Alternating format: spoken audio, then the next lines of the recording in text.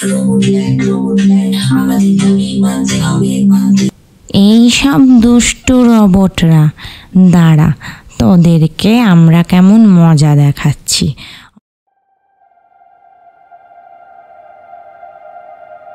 নমস্কার সবাইকে, গল্প আর গপ্পর আরেকটি পর্বে আপনাদের স্বাগতম।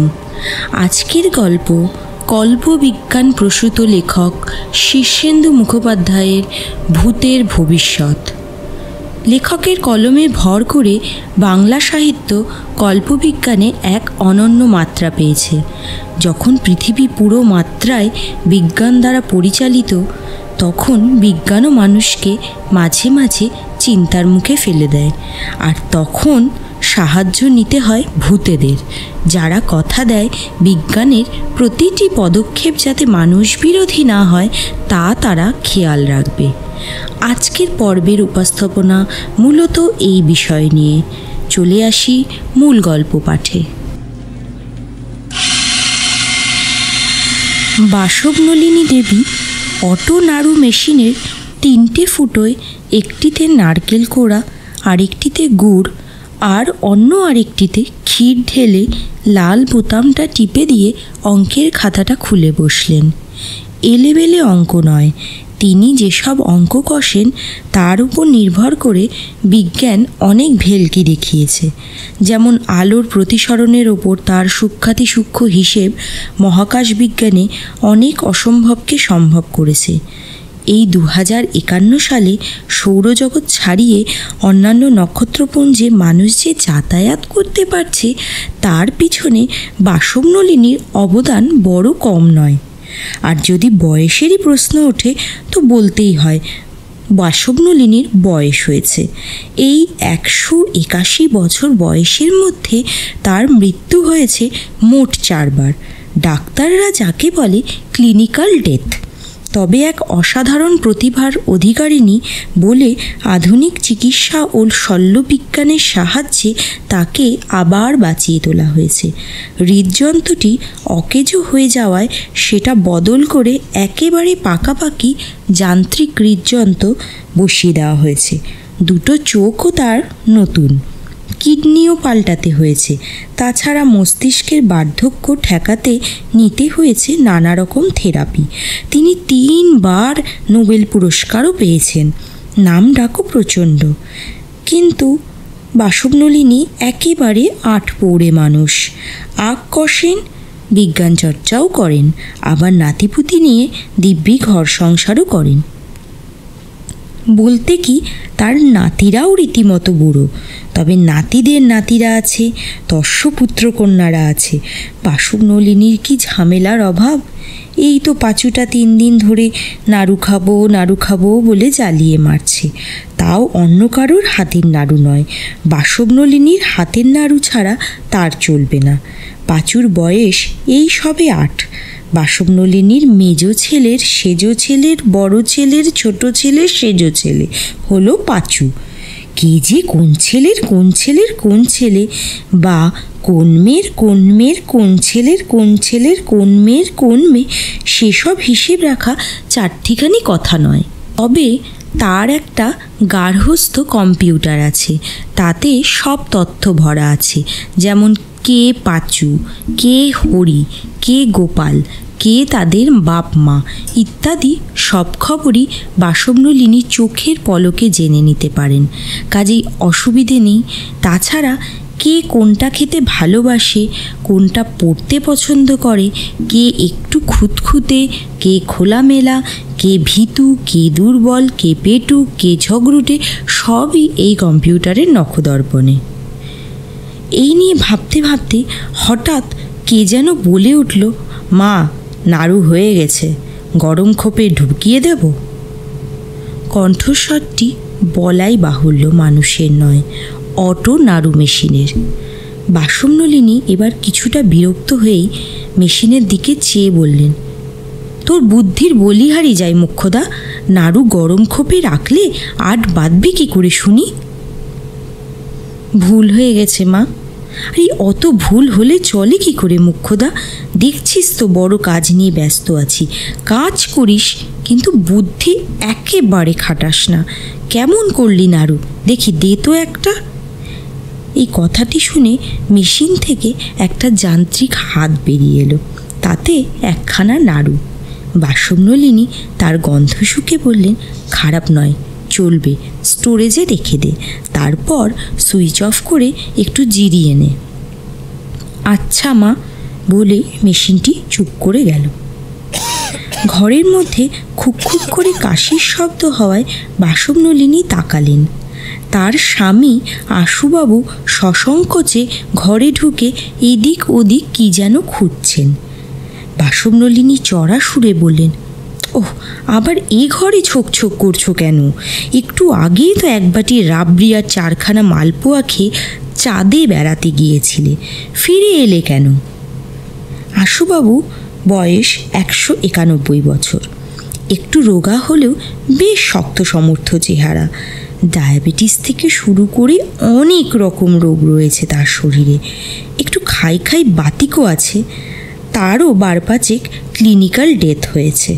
শরীরের অনেক যন্ত্রপাতি অকেজো হওয়ায় বদলানো হয়েছে।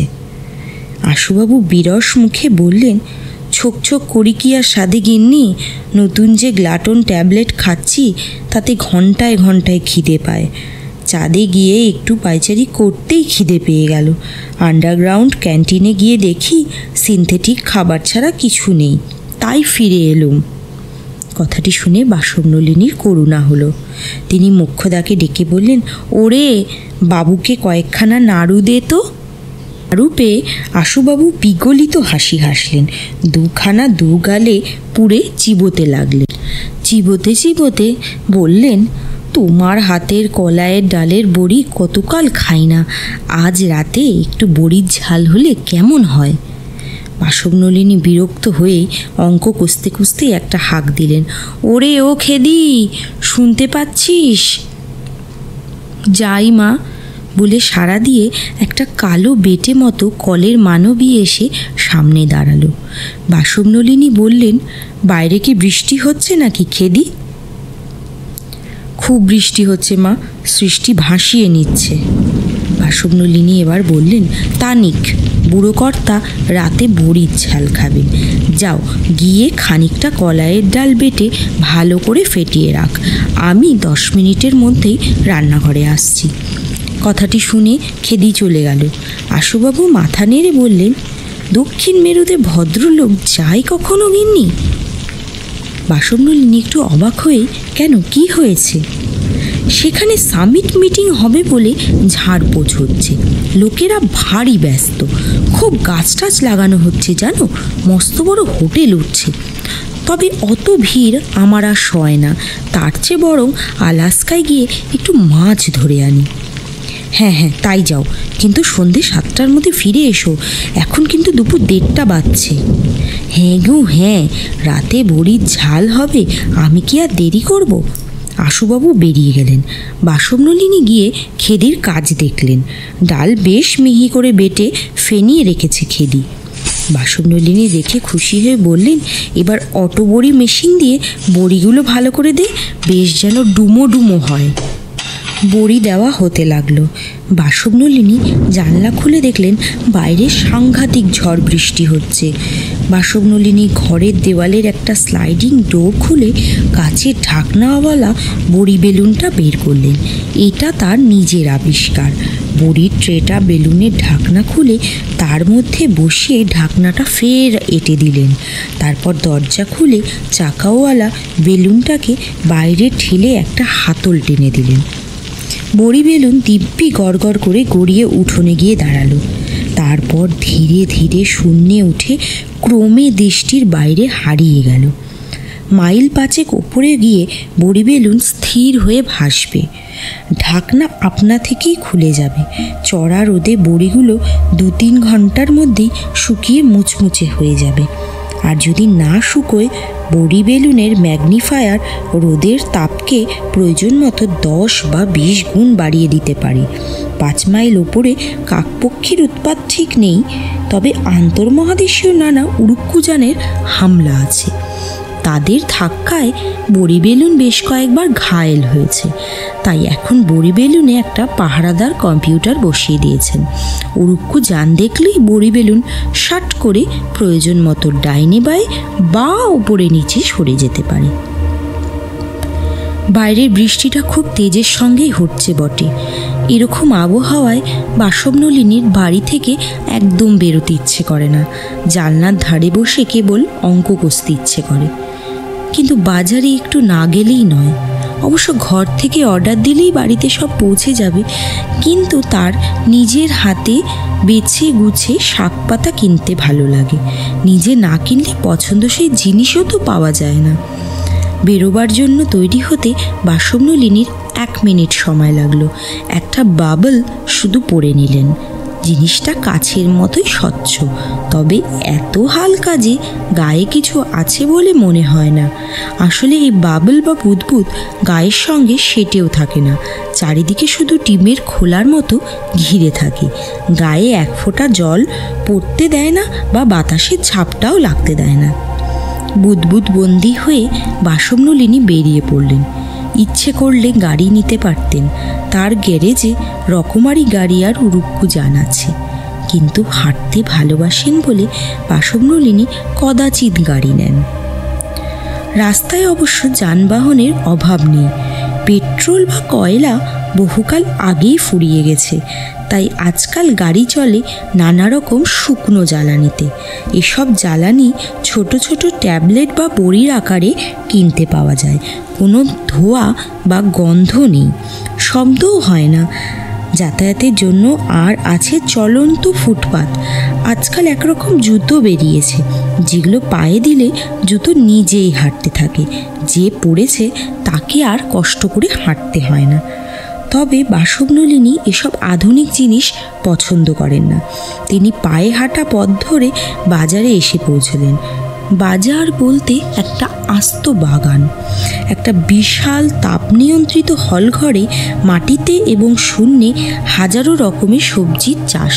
ক্রেতারা গাছ থেকে যে যার পছন্দ মতো আলু, কুমড়ো, পটল তুলে নিচ্ছে। শূন্যে ঝুলন্ত রেখে আলুর গাছ।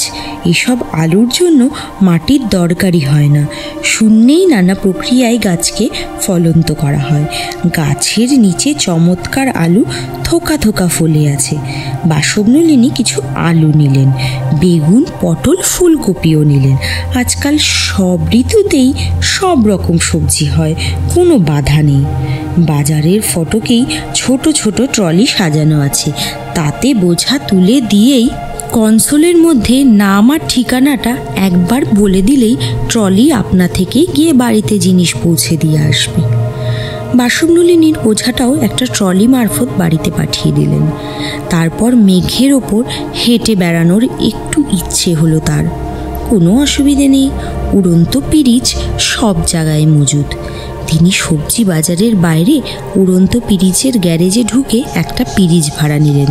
5 ফুট ব্যাসার্ধের পিরিচটা খুবই মজবুত জিনিসে তৈরি। তাতে একখানা আরামদায়ক চেয়ারও আছে, কিছু খাদ্য পানীয়ের একখানা ছোট আলমারি আছে, আর আছে একজোড়া হাওয়াই চপ্পল। এই চপ্পল পরে আকাশে দিব্যি হেঁটে বেড়ানো যায়। বুদবুদ সমেত বাসবনলিনী পিরিচে চেপে বসলেন।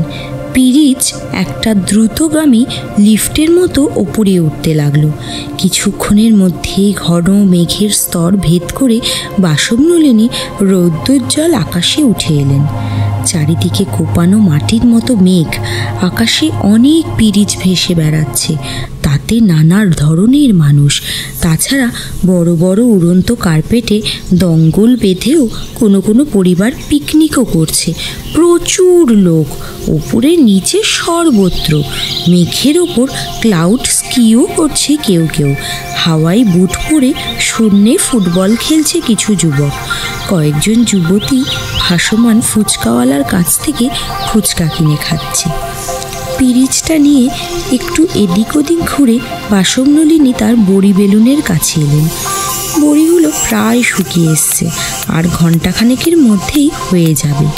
হাওয়ায় চপ্পল পরে নামতে যাবেন, এমন সময় ঠিক একটা কুমড়োর আকৃতির উড়ুক্কু গাড়ি এসে তার সামনে থেমে গেল। জানলা দিয়ে মুখ বের করে একটা ছোকরা হাসি মুখে বলল, কি গো ঠাকুমা, এখানে কি হচ্ছে? বড়ি রোদে দিয়েছ নাকি? ছোকরা আর কেউ নয়, গদাধর ভট্টাচার্যের ডানপিটে ছেলে রেমো। রেমোর জ্বালায় বাসবনলিনীর একসময় ঘুম ছিল না চোখে। গাছের আম, জাম, কাঁঠাল কিচ্ছু রাখা যেত না রেমোর জন্য। বিচ্ছুটা চুরিও করতো নানা কায়দায়। একখানা লেজার গান দিয়ে টপাটপ পেরে ফেলতো ফল পাকুড়। তারপর একটা খুদে পুতুলের মতো রোবটকে বাগানের দেওয়াল টপকে ঢুকিয়ে দিত। ফল কুড়িয়ে নিয়ে চলে আসতে রোবটের কোনো অসুবিধেই হতো না। এই বড়ি বেলুনে রোদে দেওয়া আচার, আমসত্ত্ব বড় কম চুরি করেনি রেমো। তাই আজ তাকে দেখে বাসবনলিনী একটু শঙ্কিত হয়ে বললেন, আজ রাতে বড়ির ঝাল রাঁধবো, তোকে একটু পাঠিয়ে দেবো খন। রেমো এবার একটা দীর্ঘশ্বাস ফেলে বলল, রাতের খাওয়া আজ যে কোথায় জুটবে কে জানে ঠাকুমা। কেন রে রেমো, কি হলো? আর বলো কেন, গত 1 মাস ধরে বৃহস্পতির চারিদিকে ঘুরপাক খেতে হয়েছে। আজ সবে ফিরছি। ফিরতে ফিরতে রেডিওতে বদলির অর্ডার এলো। আজই ইউরেনাসে যেতে হবে। সেখানকার রোবটেরা নেমে মানুষের থাকার মতো ঘর বাড়ি তৈরি করছে। শুনছি সেই সব রোবটদের কয়েকজন নাকি এখন ভারী বেয়ারাপানা শুরু করেছে, মানুষের কথা শুনছে না। কয়েকটা রোবট পালিয়ে গিয়ে বিপ্লবী দলও গড়েছে জানো ঠাকুমা। বাসবনলিনীর চোখ কপালে তুলে বললেন, বলিস কি? এ তো সর্বনেশে কাণ্ড। রেমো একটু হেসে আবারও বলল, তোমরা পুরনো আমলের লোক ঠাকুমা, এই যুগের কোনো খবরই রাখো না। তবে ভালোর জন্যই বলে রাখি, রোবটদের ঘরের কাজে বেশি লাগিও না। খাবারে দাবারে বিষ টিসও মিশিয়ে দিতে পারে, একদমই বিশ্বাস নেই ওদের। কথাটা শুনে বাসবনলিনীর বুক ধড়পড় করতে লাগলো। হৃৎপিণ্ডটা কলের না হলে বুঝি হার্ট ফেলই করতেন। কোনো রকমে সামলে নিয়ে বললেন, তা এই সব কাণ্ড হচ্ছে, কিন্তু কই মুখ পোড়ারা খবরের কাগজে তো কিছু লেখে না। রেমো হেসে কুটিপাটি হয়ে বলল, তুমি সত্যি আদ্যিকালের বদ্যি বুড়ি হয়ে গেছো ঠাকুমা। বলি, খবরের কাগজে খবর লেখে আর ছাপে কারা তা জানো? অটো মেশিনের পাল্লায় পড়ে সবই তো যন্ত্রমগজের কবজায় চলে গেছে। তারা কি রোবটদের দুষ্টুমির কথা ছাপবে? সবই তো জ্ঞাতি ভাই, তলায় তলায় সকলের ষাট। এমনকি রোবটলা তো রোবট ল্যান্ডও দাবি করে বসেছে। ধর্মঘট, আইন নবান্নের হুমকি দিচ্ছে। এসব শুনুনি? না বাছা, শুনিনি। আপন মনে বসে অঙ্ক কষি, অত শত খবর তো কেউ বলেনি। আচ্ছা ঠাকুমা, এবার যাই। মা বাবার সাথে একটু দেখা করে ইউরেনাসের পথে রওনা দেব, সময় বেশি নেই। রেমো চলে যাওয়ার পর বাসবনলিনী হাওয়াই চপ্পল পরে একটু শূন্যে পায়চারি করলেন। বাতাস এখানে বড্ড পাতলা, শ্বাসেরও কষ্ট হয়। তাই বাসবনলিনী তার অক্সিজেন রুমাল মাঝে মাঝে নাকে চেপে ধরছিলেন। কোনো দুষ্টু ছেলে যেন একটা কুকুরকে হাওয়াই জুতো পরিয়ে আকাশে ছেড়ে দিয়েছে। সেটা ঘেউ ঘেউ করে পরিত্রাহী চিৎকার করতে করতে কাজ দিয়ে ছুটে গেল। আকাশেও আজকাল খুব একটা শান্তি নেই। কিন্তু রোবটদের কথায় বাসবনলিনীর দুশ্চিন্তা বেড়ে গেছে। মনে স্বস্তি পাচ্ছেন না। মোক্ষদা, খেদি, পেচি, রোহিণী, মদনা, যামিনী এরকম অনেকগুলো রোবট কাজেছে বাসবনলিনীর। তার ওপর রোবট গয়লা, রোবট ধোপা, রোবট নাপিত, এর ওপর আছে রোবট ডাক্তার, রোবট নার্স। বাসবনলিনী খুবই দুশ্চিন্তায় পড়ে পিরিচে উঠে নিজের বাড়ি ফিরে এলেন। এসে দেখেন আশুবাবু গঙ্গারামকে হিন্দিতে খুব বকাঝকা করছেন। গঙ্গারাম নাকি বাগান কোপানোর কাজে ফাঁকি দিয়ে বসে বিড়ি টানছিল। আশুবাবু খুব তেজি গলায় বলছিলেন, ফের কभी बीड़ी फूकेगा तो कान पकड़ के ऐसा मोचड़ देगा যে আক্কেল একদম গুরুম हो जाएगा, বুঝছিস? গঙ্গারাম একটু বোকা গোছে রোবট। তার কাজ বাগানের মাটি কুপিয়ে চৌকস করা। রোবটরা কখনো বিড়ি টিড়ি খায় না, ওদের এতকাল কোনো নেশা টেশা ছিল না। বাসবনলিনী আশুবাবুকে ইশারায় আড়ালে ডেকে বললেন, শোনো, এখন চাকর বাকরদের ওপর হম্বিতম্বি করো না, দিনকাল পাল্টে গেছে। কথাটি শুনে আশুবাবু খুব রেগে গিয়ে বললেন, কিন্তু আস্পর্ধা দেখো, কাজে ফাঁকি দিয়ে বিড়ি খাচ্ছে, এতটা বাড়াবাড়ি কি সহ্য করা যায় গিন্নি? বাসবনলিনী আবারও চাপা গলায় বললেন, আস্তে বলো, শুনতে পাবে। বলি, রোবটরা যে সব দল বেঁধে বিপ্লব টিপ্লব কি শুরু করেছে তা শুনেছ? আশুবাবু একটুও বিস্মিত না হয়ে বললেন, শুনবো না কেন, খুব শুনেছি। চতুর্দিকে সাবোটাজ শুরু করেছে বেটারা। আশকারা পেয়ে পেয়ে এমন মাথায় উঠেছে যে এখন রোবট ল্যান্ড চাইছে। এরপর হয়তো আমাদেরকে দিয়েই কাজের লোকেদের কাজ করাতে চাইবে। বাসবনলিনী ভীতু গলায় বললেন, সব জেনেও গঙ্গারামের ওপর চোটপাট করছিলে। ও যদি ওর জাত ভাইদের বলে দেয়, তাহলে তারা কি তোমাকে আস্ত রাখবে? কথাটি শুনে আশুবাবু একগাল হাসলেন, তারপর মৃদুস্বরে বললেন, অত সোজা নয়, আমার কাছে ওষুধ আছে। বাসবনলিনী অবাক হয়ে বললেন, কি ওষুধ? আশুবাবু খুব হে হে করে হেসে বললেন, আছে, আমার ডার্ক রুমে লুকিয়ে রেখেছি। রোবটরা যে দুষ্টুমি শুরু করবে একদিন, তা অনেক আগেই বুঝতে পেরেছিলাম। সেই জন্যে গোপনে গোপনে বহুকাল ধরে ওষুধ বের করার চেষ্টা করেছি। এতদিনে ফল ফলেছে। বলো কি? চলো না, তোমার ওষুধটা দেখাবো গিন্নি, কিন্তু পাঁচকান করতে পারবে না। তোমরা তো পেটে কথা রাখতে পারো না। না গো না, বিশ্বাস করেই দেখো। আশুবাবু বাসবনলিনীকে নিয়ে মাটির তলায় একটা গুপ্ত কক্ষে এসে ঢুকলেন। ঘরে যন্ত্রপাতি কিছুই প্রায় নেই, শুধু একটা কালো বাস্ক, একটা লাল আলোর ডোমো জ্বলছে। একটা টুল দেখিয়ে আশুবাবু বাসবনলিনীকে বললেন, বসো, যা দেখাবো তা তোমার বিশ্বাস হবে না, তার চেয়েও বড় কথা, ভয় টয় পেতে পারো।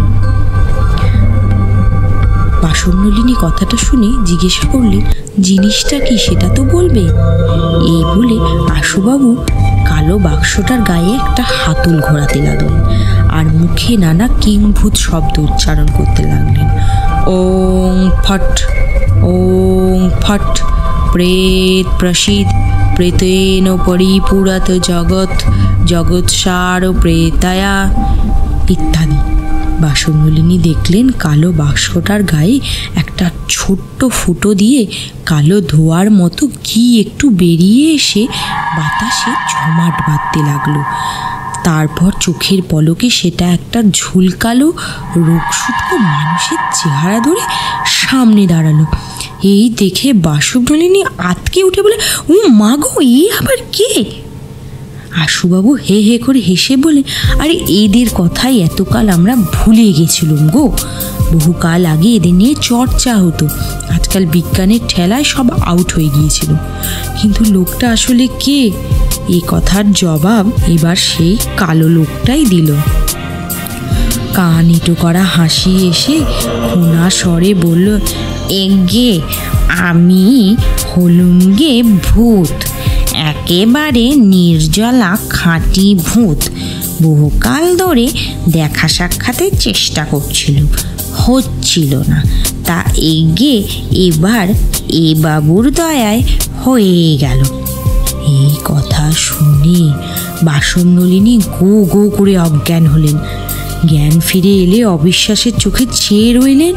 ভূতটা তখনও সেখানেই দাঁড়িয়ে। পাশে দাঁড়িয়ে আশুবাবু একখানা তালপাতার পাখায় বাতাস দিতে দিতে বললেন, আর ভয় নেই গিন্নি, ভূতেরা কথা দিয়েছে বিজ্ঞানের কুফল দূর করার জন্য জান লড়িয়ে দেবে, রোবটদেরও ঢিট করবে ওরাই। কথাটা শুনে কেলে ভূতটা সঙ্গে সঙ্গে মাথা নেড়ে বলল, এগে একেবারে বাছাধনদের পেটের কথা টেনে বের করে আনবো মাঠান, কোনো চিন্তা করবেন না আপনি। বাসবনলিনী এবার আর ভয় পেলেন না, খুব নিশ্চিন্ত হয়ে একটা দীর্ঘশ্বাস ফেলে বললেন, বেঁচে থাকো বাবারা। আজকের এই গল্প পাঠটি আপনাদের কেমন লাগলো তা আপনারা অবশ্যই কমেন্টের মাধ্যমে জানান। আর হ্যাঁ, যদি এই গল্প পাঠটি আপনাদের ভালো লেগে থাকে তাহলে আমার চ্যানেল গল্প আর গপ্পকে সাবস্ক্রাইব করে দিন। এই মুহূর্তে আপনারা যারা আমার গল্প শুনছিলেন তাদের সবাইকে অসংখ্য ধন্যবাদ। আপনারা ভালো থাকবেন, সুস্থ থাকবেন।